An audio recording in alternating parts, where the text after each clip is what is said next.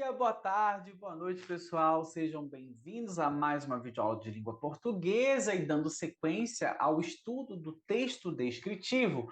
Hoje nós vamos entender o que seria nomear, localizar e qualificar. Bom, ao descrever, o observador nomeia, localiza e qualifica o tema núcleo. Vocês lembram o que é o tema núcleo, certo? Se não lembra, revisa a aula de tema núcleo, hein? Mas o que é nomear? Nomear faz com que existam seres e estes são classificados em função de sua semelhança ou diferença em relação a outros seres. Nomear é dar a existência a um ser, é identificá-lo, tá? Podemos então utilizar diferentes categorias da língua portuguesa para dar a existência aos seres, como por exemplo, a denominação. Nós podemos também utilizar a indeterminação, nós podemos utilizar a concretização ou atualização, a dependência, a designação, a quantificação e a enumeração. A gente vai conversar um pouquinho sobre cada uma dessas possibilidades. A denominação identifica os seres por meio de substantivos comuns ou de substantivos próprios. Vejam aqui, raposa sentindo muita fome. Então, olha o substantivo aqui comum, uma raposa, raposa. Tudo era matéria, as curiosidades de Capitu. Olha aqui, ó, próprio, um nome próprio, tá? Bom, o que é a indeterminação? Nós produzimos aqui um falso anonimato, tá? Por exemplo, a gente pode utilizar um substantivo comum ou o uso da inicial de um nome próprio. Vejamos, certa vez um homem, e eu não disse quem é esse homem, então está indeterminado aqui, ó, inclusive um homem, tá? Um homem. E eu posso utilizar, por exemplo, a inicial de um nome. AD, de 45 anos, disse que a polícia alguma coisa. No meu caso, se quisesse substituir o meu nome, poderia F T, de 30 anos, disse pá, pá, pá, pá. Tá? Podemos também utilizar asteriscos. Por exemplo, olha, a primeira daquelas barbas era de um amigo de Pedro, um capuz, um italiano, Frei, e aí não diz a continuidade ali, a gente indetermina, a gente coloca ali um certo anonimato, tá bom? Geralmente a gente utiliza mais essa parte do substantivo comum, é mais tranquilo de você observar. É comum, por exemplo, encontrarmos em alguns textos de jornal e revista apenas as iniciais do nome de uma pessoa que não pode ou não quer ser identificada, tá? Então aí, nesses casos, vai utilizar, por exemplo, FT, tá? A, C, tá? C, P, enfim. Tá? A atualização por meio de artigos definidos e indefinidos produz diferentes efeitos. Vamos ver aqui. A gente pode ter, por exemplo, um efeito de singularidade, que é um procedimento onde a pessoa vai procurar distinguir um ser ou um objeto de todos os outros possíveis, o que vai fazer com que ele se torne único. Olha só o exemplo aqui. Uma máquina de lavar para quem gosta do bom e do melhor, mas prefere o melhor. Então, olha só, aqui está colocando que não é uma máquina de lavar qualquer, é para aquelas pessoas que querem a melhor máquina de lavar. Então, olha só, está colocando uma singularidade. Posso ter também um efeito de familiaridade. Então, por exemplo, a Ana acaba de chegar. Perceba que eu estou utilizando aqui a Ana acaba de chegar. Estou utilizando esse artigo, estou colocando aqui de uma forma que eu sei quem é a Ana, eu conheço a Ana, tá? Não é simplesmente alguém acabou de chegar, não, é a Ana acabou de chegar, eu conheço a Ana, então traz essa familiaridade. Posso ter um efeito de evidência, tá? No meio do caminho tinha uma pedra aqui no meio do caminho, então eu trago essa evidência aqui como um efeito de atualização. Podemos ter também um efeito de idealização, Vejamos, Não me interessam os convites, os presentes da festa. Eu só consigo ver a cerimônia do meu casamento. Qual é a coisa que essa pessoa consegue visualizar? Apenas a cerimônia. Ela não quer saber dos convites, ela não quer saber do presente, ela não quer saber da festa. Ela só consegue pensar agora, idealizar a cerimônia do casamento. Ó, a cerimônia do casamento. Tá? A dependência, que é um outro ponto, né, que a gente pode ter aqui para nomear, vai produzir efeitos discursivos de apreciação com o uso dos pronomes possessivos. Vejamos. Quem degusta o sorvete da casa aprova seu sabor único, especial e incomparável. Quando eu falo aqui o sorvete da casa, quer dizer daquela loja, o sorvete feito e produzido por aquela marca. Digamos que eu tenha uma loja que vende sorvetes e eu vendo sorvetes de diversas marcas, inclusive o sorvete que é feito pela minha fábrica, pela minha própria marca. E aí eu falo, quem degusta o sorvete da casa, da minha marca, aprova o sabor. Tá? Então eu trago essa dependência aqui. Tá?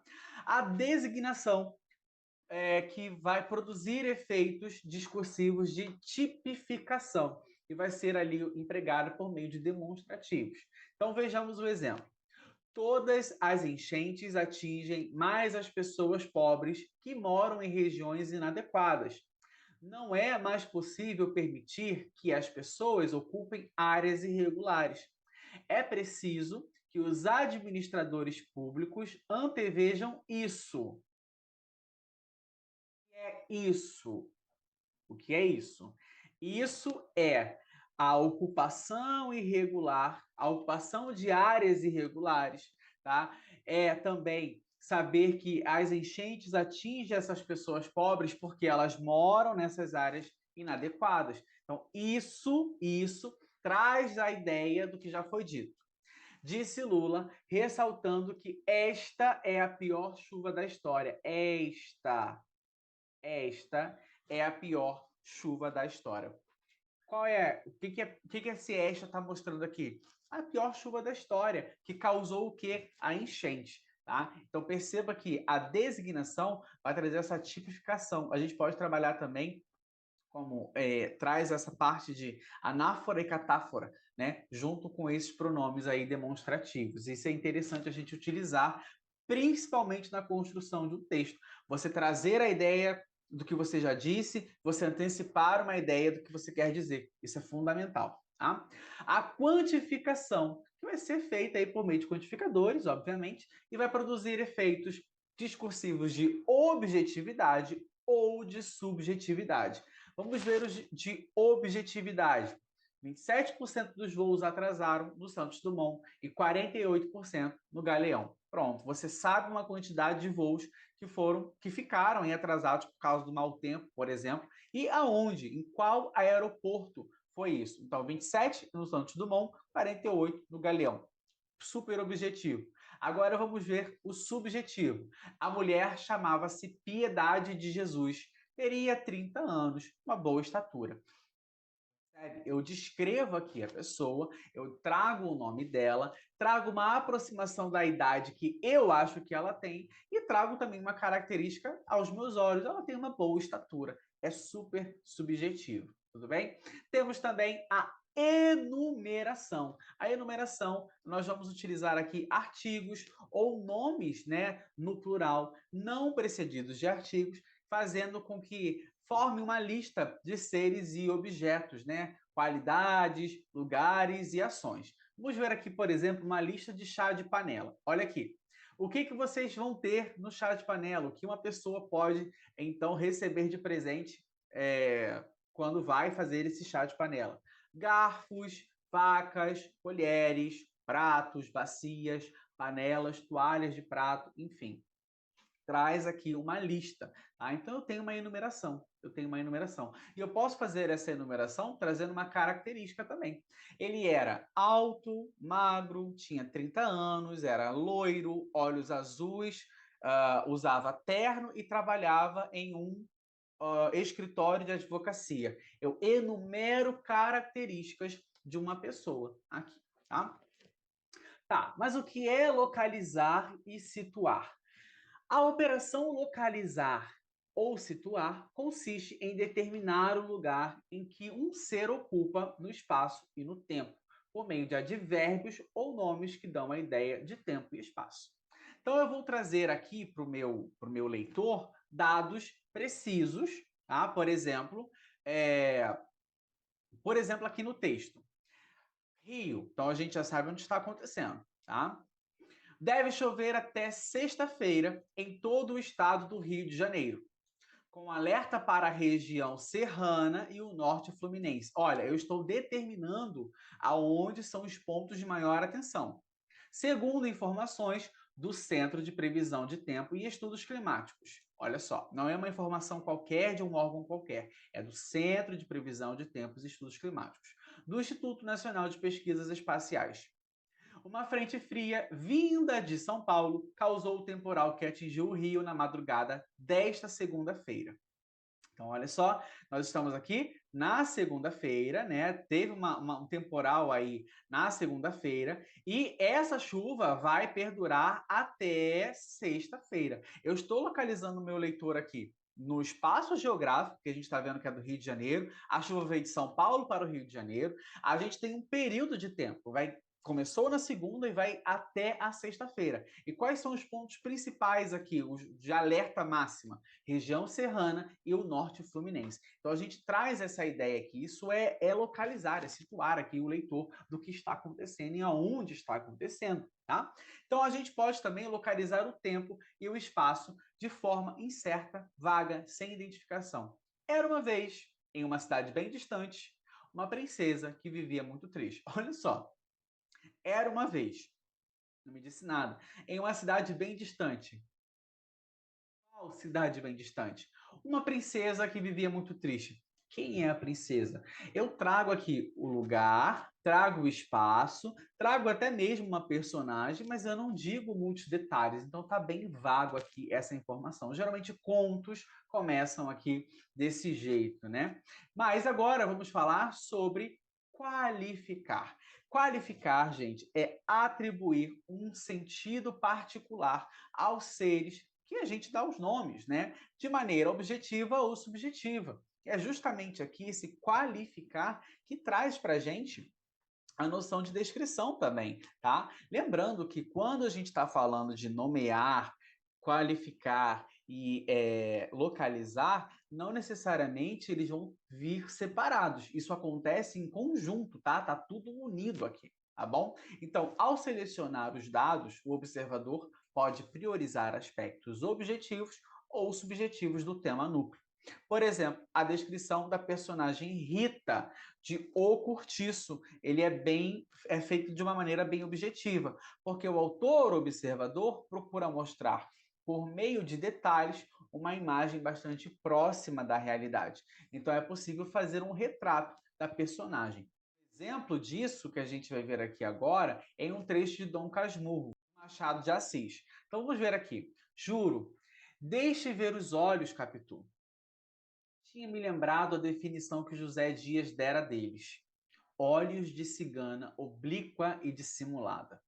Eu não sabia o que era oblíqua, mas dissimulada sabia e queria ver se podiam chamar assim. Capitu deixou-se fitar e examinar. Só me perguntava o que era, se nunca os vira. Eu nada achei extraordinário. A cor e a doçura eram minhas conhecidas. A demora da contemplação, creio que lhe deu outra ideia do meu intento. Imaginou que era um pretexto para mirá-los mais de perto, com os meus olhos longos, constantes, enfiados neles, e a isto atribuo que entrassem a ficar crescidos, crescidos e sombrios, tal expressão que. Então aqui a gente consegue perceber, né, a descrição dos olhos da Capitu, olhos de cigana oblíqua e dissimulada, e também dos olhos aqui do Bentinho, né, que tem aqui esses olhos aqui longos, constantes, um olhar longo, constante. Tá? Dessa forma, o uso da categoria de qualificação, a gente tem substantivos e adjetivos, né, que vão permitir construir uma visão objetiva ou subjetiva do mundo e produzir efeitos, tanto de realidade quanto de ficção.